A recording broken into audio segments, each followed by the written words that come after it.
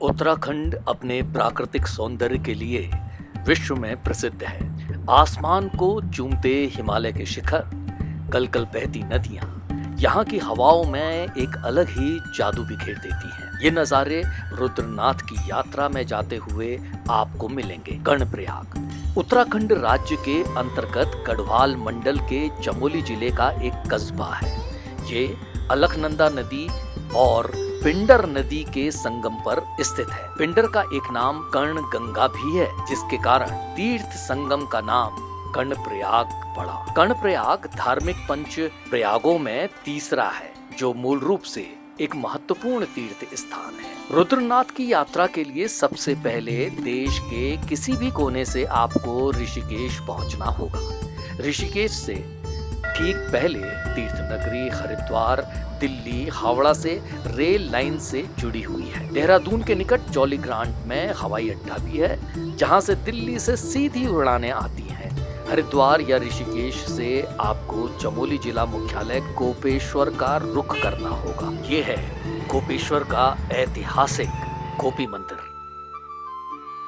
जो ऋषिकेश से करीब 212 किलोमीटर की दूरी पर स्थित है। ऋषिकेश से गोपेश्वर के लिए आपको बस या टैक्सी आसानी से उपलब्ध हो जाती है।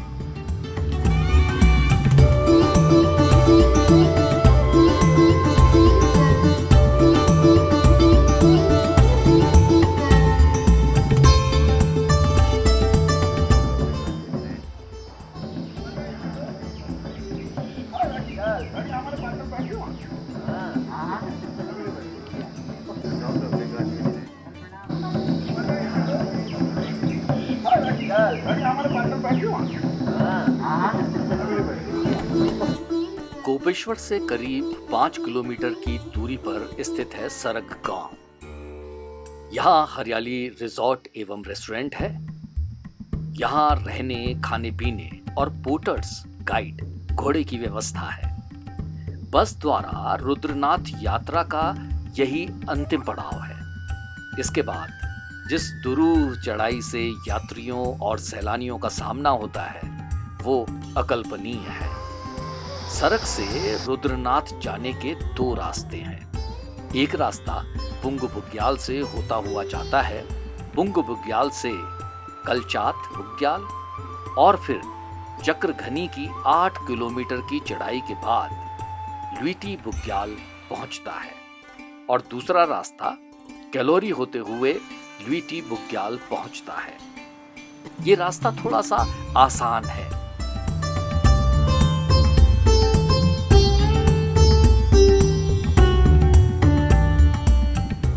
चढ़ते हुए मार्ग पर बांज, बुरास, खरसू, मोरू, फाइनिट और थुनार के दुर्लभ वृक्षों की घनी छाया यात्रियों को राहत देती रहती है।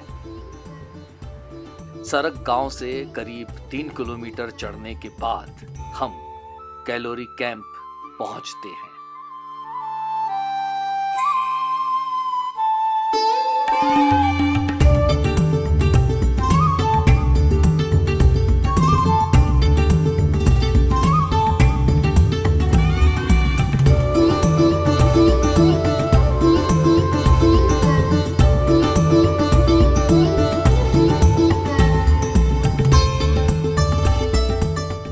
रास्ते में कहीं कहीं पर मिलने वाले मीठे पानी की जलधाराएं यात्रियों के गले को तर करती है। इस घुमावदार चढ़ाई के बाद थका हारा यात्री लुईटी बुग्याल पहुंचता है, जो समुद्र तल से करीब 3000 मीटर की ऊंचाई पर स्थित है।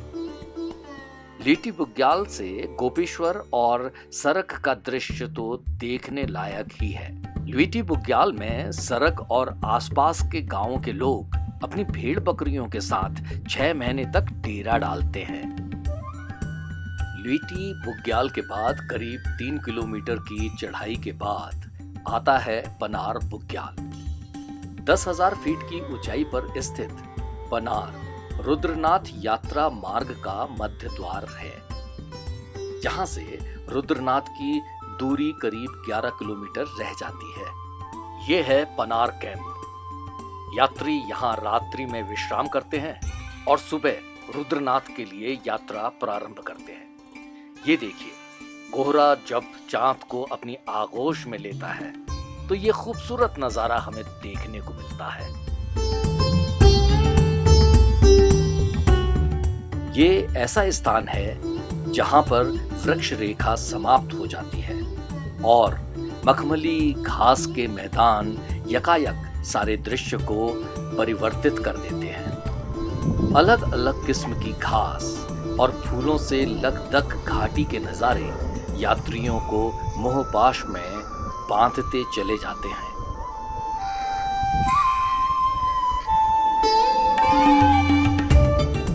जैसे जैसे यात्री ऊपर चढ़ता रहता है, प्रकृति का उतना ही खिला रूप उसे देखने को मिलता है।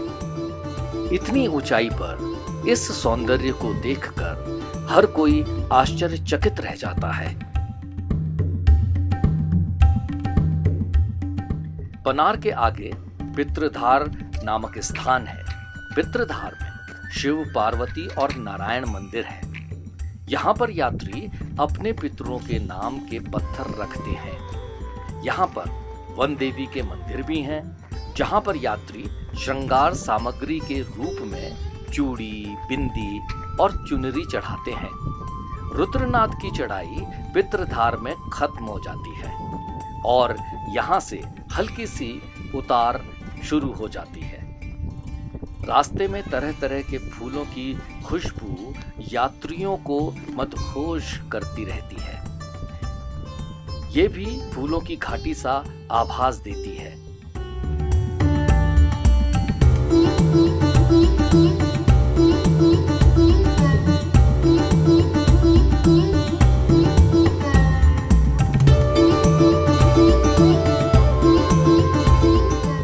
यहाँ से हिमालय की हिमछादित चोटियों का जो विस्मयकारी दृश्य दिखाई देता है, वो दूसरी जगह से शायद ही दिखाई दे। नंदा देवी, कामेट, त्रिशूल, नंदा घुंटी आदि शिखरों का यहाँ पर बड़ा नजदीकी से नजारा होता है।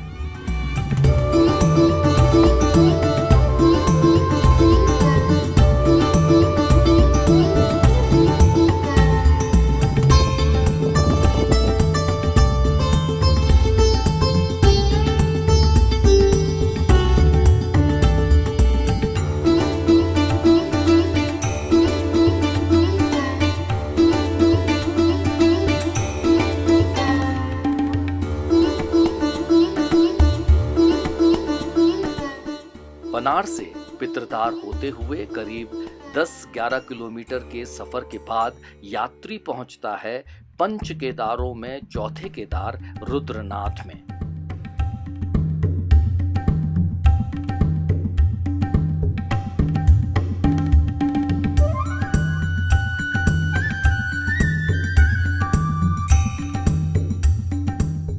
यहाँ मंदिर में शिव की दुर्लभ पाषाण मूर्ति है।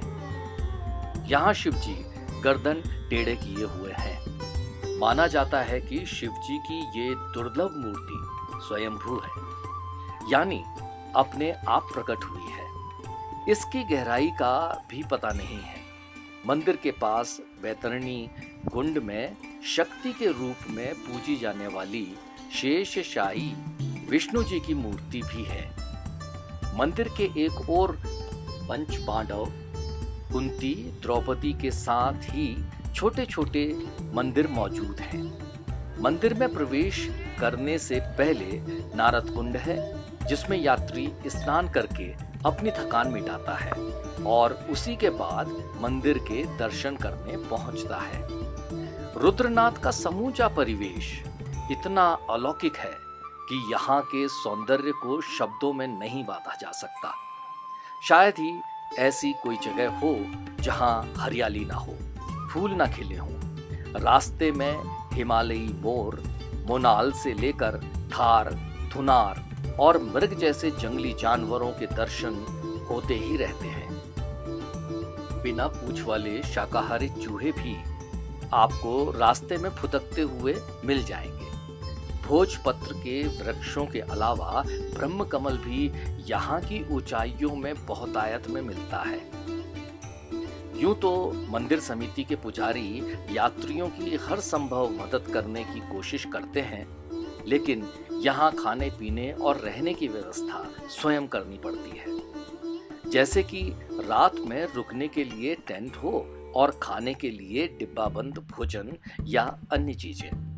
रुद्रनाथ के कपाट परंपरा के अनुसार खुलते और बंद होते हैं। शीतकाल में 6 माह के लिए रुद्रनाथ की गद्दी गोपेश्वर के गोपी मंदिर में लाई जाती है, जहां पर शीतकाल के दौरान रुद्रनाथ की पूजा होती है।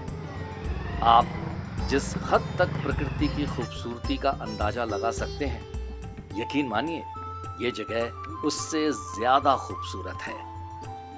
आपको हमारा ये वीडियो कैसा लगा हमें कमेंट कर करके जरूर बताइए। अगर आपने अभी तक हमारे इस चैनल को सब्सक्राइब नहीं किया है तो प्लीज आप इसे सब्सक्राइब कीजिए, चैनल को लाइक कीजिए, लोगों के साथ शेयर कीजिए। मेरा ये चैनल है @ध्रुव टमटा 1303।